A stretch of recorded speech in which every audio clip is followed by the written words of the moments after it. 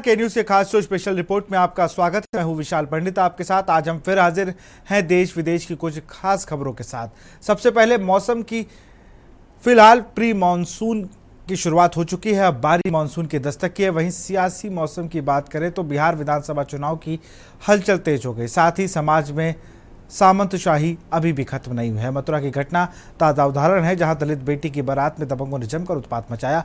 और अंत में देखे बिहार का चूहा कांड। तो चलते हैं अब खबरों के विस्तार में।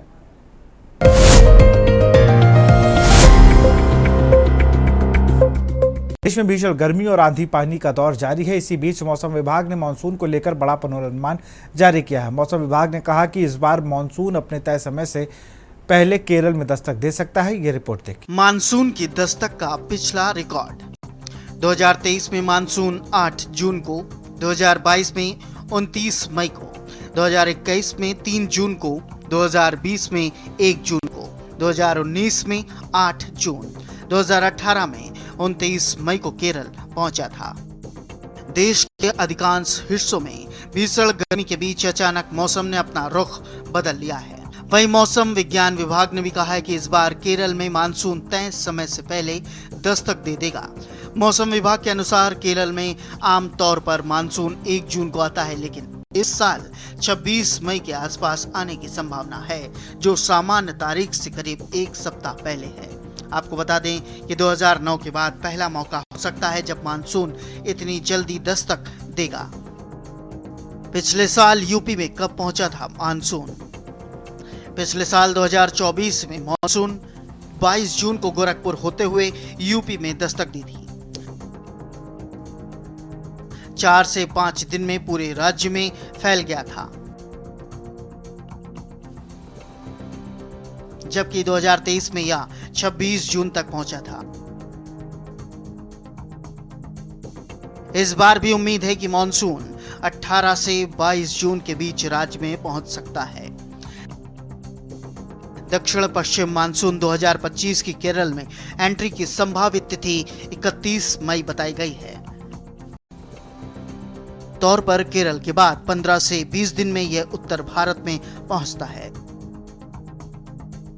देखिए, जिस तरह से नौतपा में गर्मी पड़ती है और जो ये मई का सीजन होता है, इसमें भी ज़्यादा गर्मी पड़ती है और हीट वेव भी चलती है, लू भी चलती है। लेकिन इसके साथ ही जो 31 मई तक जो बारिश दर्ज की जाती है, वो प्री मानसून की बारिश होती है। इसमें होता क्या है, जब कई तरह की हवाएं आपस में टकराती हैं तो बारिश होती है, तेज़ बारिश होती है। हवाओं की स्पीड 50, 60 और 70 किलोमीटर तक हो जाती है और मेघ गर्जना वाले बादलों के साथ बिजली गिरने और कहीं कहीं ओले गिरने की भी संभावना बनी रहती है। और जिस तरह से नौतपा आने का उम्मीद है, लेकिन जिस तरह से मौसमी सिस्टम पूरे देश में बने हुए हैं जो अप्रत्याशित रूप से काम कर रहे हैं, उनकी वजह से दिन की उमस बनी रहेगी, हीट इंडेक्स ज़्यादा रहेंगे, तापमान में गिरावट दर्ज की जाएगी जो 37-38 तक रह सकती है। लेकिन जो हीट इंडेक्स होंगे उनकी वजह से गर्मी की फीलिंग होगी, वो 43-44 टेम्परेचर तक हो सकती है। उत्तर प्रदेश में लोगों को अब मानसून की राहत का बेसब्री से इंतजार। मौसम विभाग के अनुसार इस बार मानसून के सामान्य समय से थोड़ा पहले या लगभग सामान्य समय पर उत्तर प्रदेश पहुंचने की संभावना है। आमतौर पर यूपी में मानसून की शुरुआत 15 जून से 20 जून के बीच होती है और सबसे पहले यह पूर्वी उत्तर प्रदेश जैसे गोरखपुर, बलिया और बनारस जैसे इलाकों में प्रवेश करता है। हालांकि लखनऊ और वाराणसी में मानसून 23 जून तक पहुंचेगा। मौसम विभाग ने बताया कि प्रयागराज, सोनभद्र, मिर्जापुर, चंदौली, वाराणसी, संत रविदास नगर, जौनपुर, गाजीपुर, आजमगढ़, मऊ, बलिया, देवरिया, गोरखपुर, संत कबीर नगर, कुशीनगर, महाराजगंज, सिद्धार्थ नगर, बलरामपुर, श्रावस्ती, बहराइच और आसपास के इलाकों में फिलहाल उमस भरी गर्मी की संभावना बरकरार है। राज्यों में मानसून की क्या होगी रफ्तार? 22 मई से दक्षिण पश्चिम मानसून के दक्षिण अरब सागर के कुछ और हिस्सों जैसे मालदीव और कोमोरिन क्षेत्र के बाकी इलाकों में, लक्षद्वीप, केरल, तमिलनाडु के कुछ हिस्सों, दक्षिण और मध्य बंगाल की खाड़ी के कुछ और हिस्से, उत्तर पूर्व बंगाल की खाड़ी और पूर्वोत्तर राज्यों के कुछ हिस्सों में आगे बढ़ने की संभावना है। बारिश का क्या है औसत आंकड़ा। 50 साल के औसत 87 सेंटीमीटर के 96% और 104% के बीच वर्षा को सामान्य माना जाता है। दीर्घावधि औसत के 90% से कम वर्षा को कम माना जाता है। 90% से 95% के बीच सामान्य से कम माना जाता है। 105% से 110% के बीच सामान्य से अधिक माना जाता है। 110% से अधिक वर्षा को अधिक वर्षा माना जाता है। जैसा कि हमने आपको बताया कि आमतौर पर दक्षिण पश्चिम मानसून 1 जून तक केरल में दस्तक देता है। इसके बाद 8 जुलाई ये पूरे देश को कवर कर लेता है। यह 17 सितंबर के आसपास उत्तर पश्चिम भारत से पीछे हटना शुरू करता है और 15 अक्टूबर तक पूरी तरह से वापस चला जाता है। पिछले साल 30 मई को दक्षिणी राज्य में मानसून ने दस्तक दी थी। वहीं आईएमडी ने अप्रैल में 2025 के मानसून सीजन में सामान्य से अधिक वर्षा का अनुमान लगाया था। इसमें अल नीनो की स्थिति की संभावना को खारिज कर दिया गया था। अल नीनो भारतीय उपमहाद्वीप में सामान्य से कम वर्षा के लिए जिम्मेदार होता है। आपको बता दें, आंध्र प्रदेश, बिहार, झारखंड, मराठवाड़ा, नागालैंड, मिजोरम, त्रिपुरा, उप हिमालय, पश्चिम बंगाल और सिक्किम के कई हिस्सों में गरज चमक के साथ 64.5 से 115.5 मिलीमीटर बारिश का अनुमान है। मौसम विभाग के अनुसार समुद्र तल से औसतन 1.5 किलोमीटर ऊपर एक कम दबाव का क्षेत्र बना हुआ है और एक पश्चिम पूर्व ट्रंप लाइन मध्य पाकिस्तान से शुरू होकर राजस्थान, हरियाणा, उत्तर प्रदेश, बिहार और पश्चिम बंगाल होते हुए उत्तरीय बांग्लादेश तक फैली हुई है। इस ट्रफ के प्रभाव से 21 से 26 मई के बीच पंजाब, हरियाणा, चंडीगढ़, उत्तर प्रदेश और राजस्थान में 30 से 50 किलोमीटर प्रति घंटे की गति से तेज हवाएं, बिजली चमकना और हल्की बारिश की संभावना है। साथ ही उत्तराखंड और पूर्वी उत्तर प्रदेश में आंधी तूफान और ओलावृष्टि की भी आशंका जताई गई है। स्पेशल डेस्क के न्यूज़ इंडिया।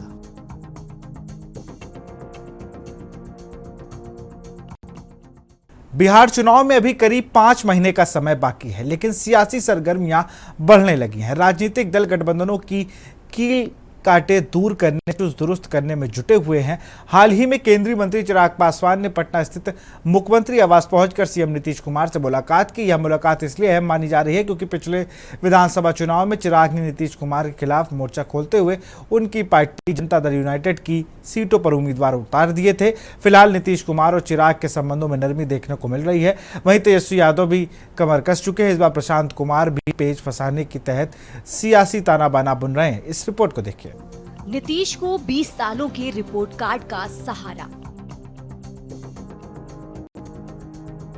बिहार विधानसभा चुनाव की तैयारियों के बीच एनडीए ने बिहार में अपनी चुनावी रणनीति को धार देनी शुरू कर दी है। इसी कड़ी में किन मुद्दों के सहारे जनता के बीच जाना है, उनको प्रमुखता से जनता के बीच लाने की तैयारी भी हो गई है।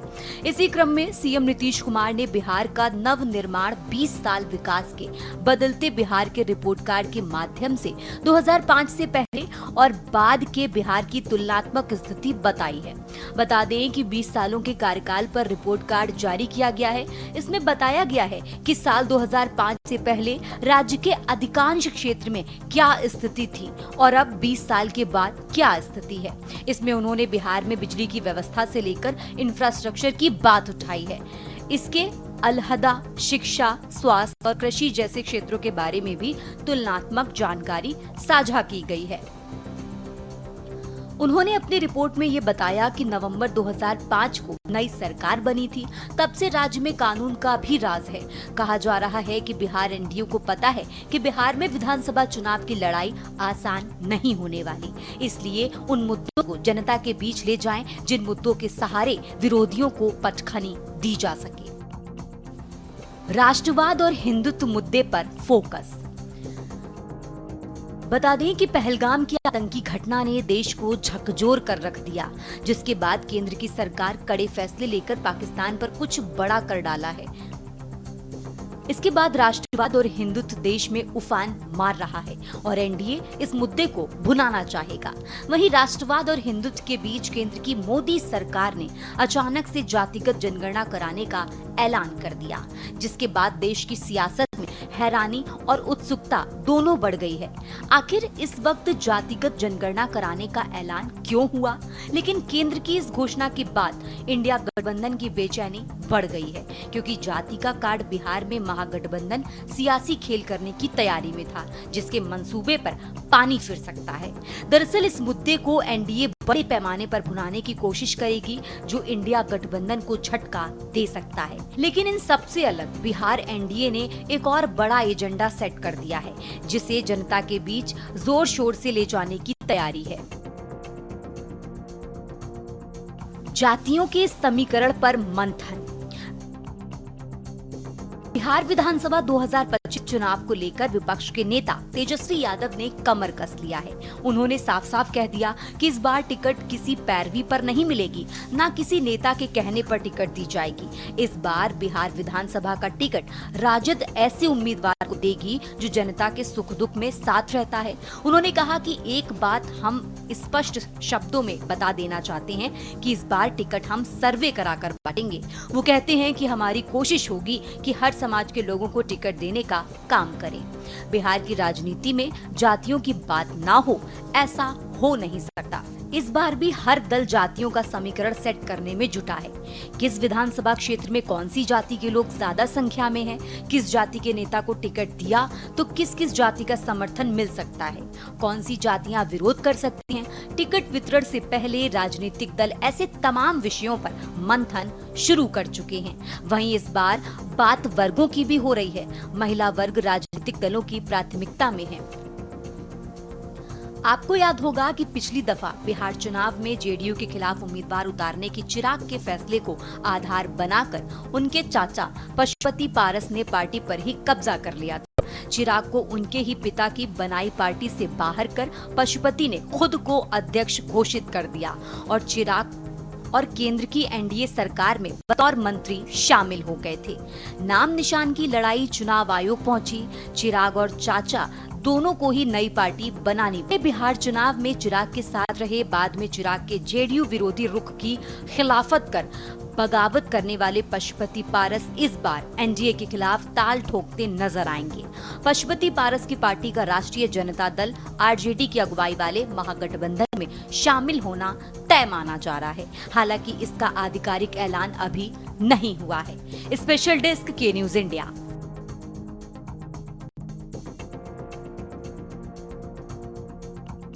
यहां रुकते एक छोटे से ब्रेक के लिए।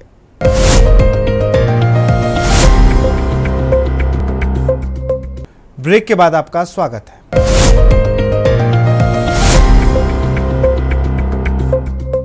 मथुरा जिले में एक दलित लड़की की शादी में रंगा डालने की कोशिश की गई। दरअसल डीजे पर डांस के दौरान दबंगों ने बारातियों से कहा सुनी कि दूल्हे को बग्गी से नीचे उतार दिया और दोबारा बग्गी पर न चढ़ने की धमकी दी। इस रिपोर्ट को देखिए। जन्म से इंसान ठीक, जाति से दलित होना पाप। 17 अप्रैल 2025 आगरा के एतमादपुर में डीजे की तेज आवाज को लेकर दलित दूल्हे पर हमला। क्षत्रिय समाज के लोगों ने दूल्हे को घोड़ी से नीचे गिराकर जमकर पीटा। बारातियों के साथ दी मारपीट। हमले में 4 लोग घायल। 26 फरवरी 2025 मथुरा के करनवाल गांव में मामूली बात पर दलित परिवार पर हमला हुआ। सपा से जुड़े यादव समाज के लोगों ने दलित बहनों और परिवार को पीटा। हमलावरों ने 2 दलित बहनों और उनके परिवार के सदस्यों के साथ मारपीट। 3 मार्च 2025 सोनीपत का धनाना गांव में दलित युवक की पिटाई का वीडियो सामने आया। युवक मोनू को अर्धनंग कर लाठी डंडों से सीढ़ियों पर लिटाकर पीटा गया। मोनू से जबरदस्ती चोरी की बात को बुलवाने के लिए बेरहमी से पीटा गया। 30 सितंबर 2024 मंदसौर जिले के भानपुरा क्षेत्र में एक दलित युवक को बेल्ट से पीटा गया। मुंह पर कालिक पोती गई। उसे जूतों की माला पहनाकर गांव में घुमाया गया। युवक की छेड़छाड़ का आरोप था, जिससे गुस्साए लोगों ने आरोपी को पीटा। 4 मई 2030 आगरा के सोहल्ला जाटव बस्ती में एक दलित दूल्हे को घोड़ी से उतारकर ठाकुर समाज की बस्ती से गुजरी बारात पर लाठी डंडों से हमला कर दिया गया। आरोपियों ने दूल्हे, उसके परिवार के सदस्यों को पीटा और जातिवादी गालियां भी दी।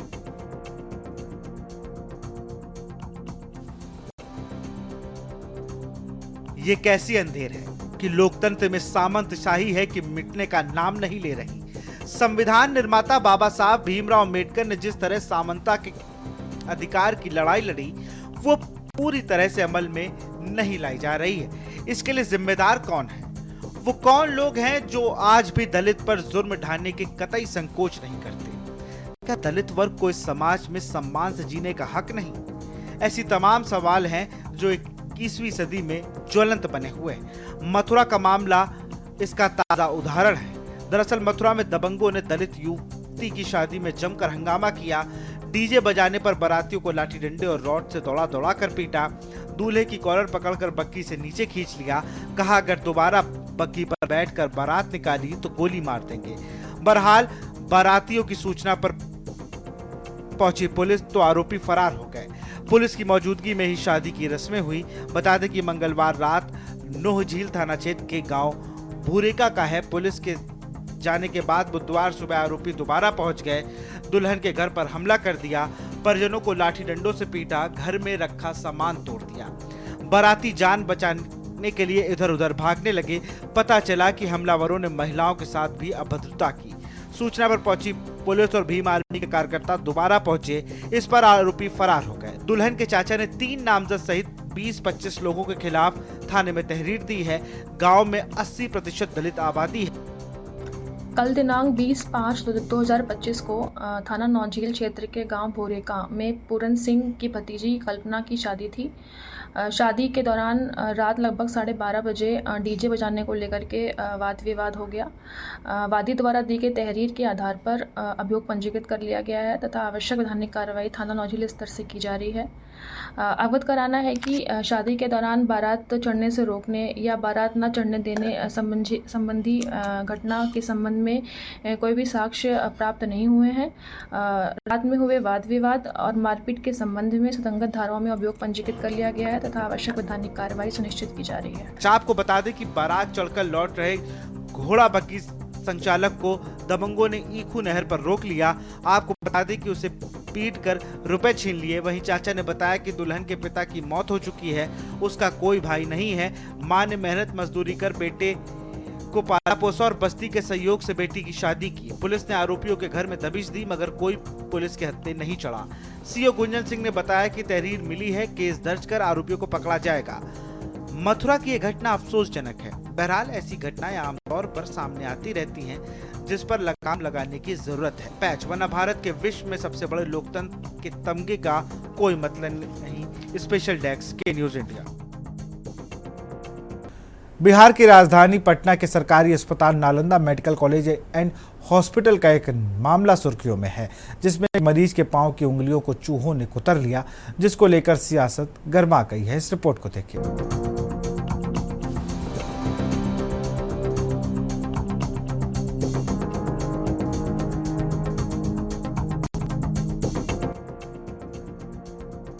ये है 55 साल के अवधेश प्रसाद, जो नालंदा के रहने वाले हैं और वो दिल्ली में रहकर मजदूरी किया करते हैं। अवधेश मधुमेह के मरीज हैं और अपने टूटे हुए दाएं पांव का इलाज कराने वो पटना के नालंदा मेडिकल कॉलेज हॉस्पिटल आए थे।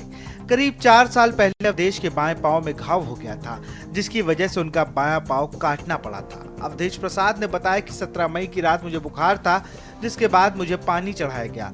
2 बजे रात तक मेरा बुखार उतर गया। उसके बाद हम सो गए, लेकिन अचानक मुझे महसूस हुआ कि मेरे सीने पर कुछ चढ़ा है। मैंने देखा तो वो चूहा था। मेरा पांव बिस्तर खून से लथपथ था और मैंने बगल में अपनी बीबी को उठाया और वो रोने लगी। मैं भी उसके साथ रोने लगा। बाद में हम लोगों ने डॉक्टर को बताया तो उन्होंने दवा देकर ड्रेसिंग कर दी। वहीं अवधेश प्रसाद की पत्नी शीला देवी बताती हैं कि हमने इनका टूटा पैर ठीक कराने आए थे। ऑपरेशन को 15 दिन हो गए। एक पैर कटने के बाद ये विकलांग हो गए और कोई काम नहीं कर पाते। सरकार को हम लोगों की मदद करनी चाहिए। वहीं इस घटना के बाद उनकी कुतरी हुई उंगलियों का इलाज हो रहा है और रोजाना इनकी ड्रेसिंग की जा रही है। आपको बता दें कि पटना के अगमकुआ इलाके स्थित एनएमसीएच के हड्डी वार्ड में भर्ती अवधेश प्रताप की पहचान इस आधार पर हो रही है कि ये वही शख्स है जिनके पांव की उंगलियों को चूहों ने कुतर दिया है। स्पेशल डेस्क के न्यूज इंडिया।